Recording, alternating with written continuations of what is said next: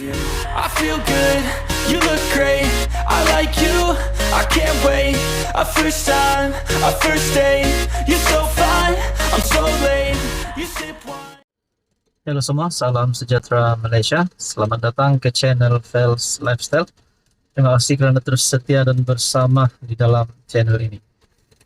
Selepas kita dikejutkan dengan satu berita berkaitan dengan adun ataupun video adun bincang rasuah.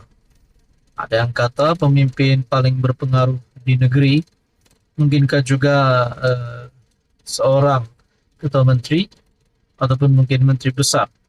Nah, yang terkini, tuan-tuan dan puan, banyak saja pendedahan yang kita dengar berkaitan dengan ini. Namun ini satu pengakuan daripada kepimpinan PAS yang pasti mengejutkan ramai. PAS gesa SPRM, siasat segera dakwaan rasuah 8 adun.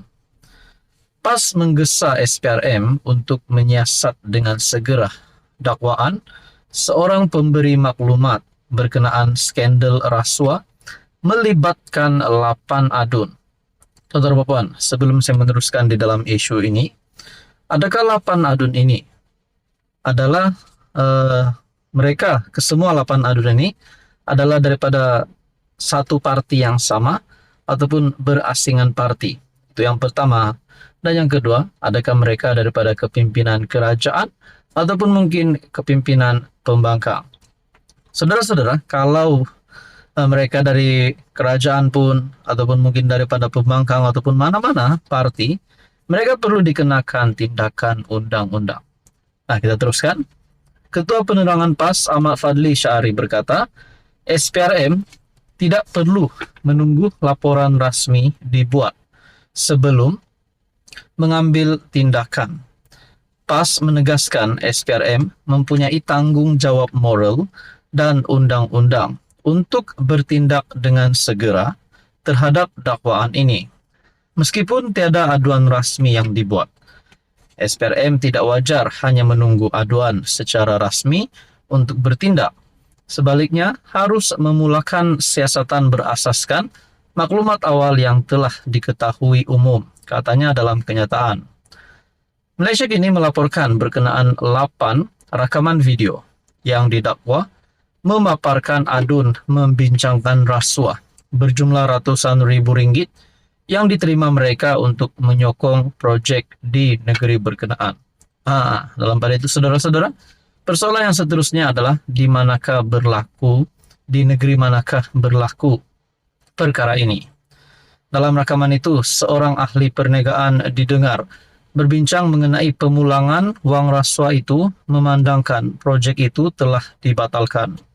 Pemberi maklumat tersebut menuntut perlindungan diberikan kepadanya. Namun, Ketua Pesuruhjaya SPRM Azam Baki menegaskan ia hanya boleh dibuat selepas dia membuat laporan secara rasmi. Berkaitan dengan ini, apa komen anda, tuan-tuan dan puan? Halo semua, salam sejahtera Malaysia. Selamat datang ke channel Fels Lifestyle. Terima kasih kerana terus setia dan bersama di dalam channel ini. Akhirnya, tuan-tuan dan puan, ini adalah satu titah yang pasti menggemparkan seluruh rakyat Malaysia dan kepimpinan politik di Malaysia. Melalui perkongsian daripada Sinar Harian, dalam satu video, artikel bertajuk Agong ambil berat kes buli. Titah Kementerian Pertahanan beri perhatian serius.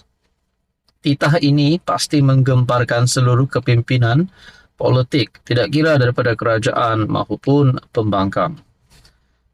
Berita sepenuhnya yang di Pertuan Agong Sultan Ibrahim menitahkan Kementerian Pertahanan memberi perhatian serius terhadap kes buli yang telah beberapa kali dilaporkan berlaku di Akademi Latihan Ketenteraan ALK Universiti Pertahanan Nasional Malaysia UPNM.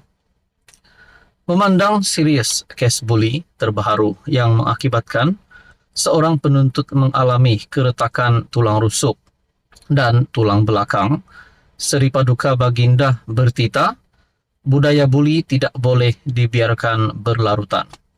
Ia bukan sahaja menjejaskan kesejahteraan pelajar, tetapi juga mencemarkan reputasi institusi pengajian tinggi di negara ini. Titah Seri Paduka Baginda dalam hantaran yang dikongsi di Facebook Sultan Ibrahim Sultan Iskandar. Menurut hantaran itu, Seri Paduka Baginda juga berkenan menerima menghadap Menteri Pertahanan Datuk Seri Muhammad Khalid Nordin di Istana Negara. Sultan Ibrahim bertitah, kes buli di ALK UPNM bukan pertama kali dilaporkan. Malah sebelum ini sudah terjadi beberapa kali sehingga meragut nyawa. Yang di Pertuan Agong bertitah bahawa dalam pasukan tentera, latihan keras adalah perkara biasa, bertujuan untuk membina kekentalan mental dan jiwa yang kuat, seperti pernah dilalui Seri Paduka Baginda sendiri semasa menjalani latihan ketenteraan. Namun, ini bukan bermakna latihan itu boleh sampai ke tahap buli atau menyeksa seseorang sehingga mendatangkan kecederaan fizikal atau meragut nyawa. Ini adalah tindakan tidak berperi kemanusiaan. Saya mahu Kementerian Pertahanan mengambil serius perkara ini, kerana kes buli sudah beberapa kali berlaku di ALK UPNM, titah Seri Paduka Baginda.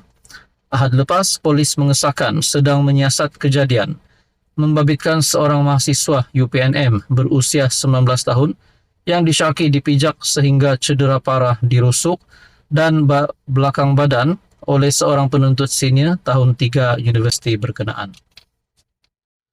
Hello semua, salam sejahtera Malaysia, tuan-tuan dan puan yang saya amat hormati. Terima kasih kerana terus setia dan bersama di dalam channel ini. Berkaitan dengan kes yang tular baru-baru ini berkaitan dengan rasuah yang melibatkan pemimpin-pemimpin politik yang bergelar ahli Dewan Undangan Negeri.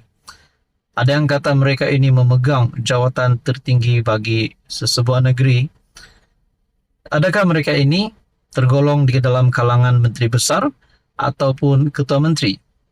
Tuan-tuan dan puan, akhirnya salah satu kepimpinan politik yang berpengaruh di Sabah, yaitu ketua menteri, dalam satu kenyataan, HGG janjikan kerjasama, mahu pemberi rasuah ditangkap dulu.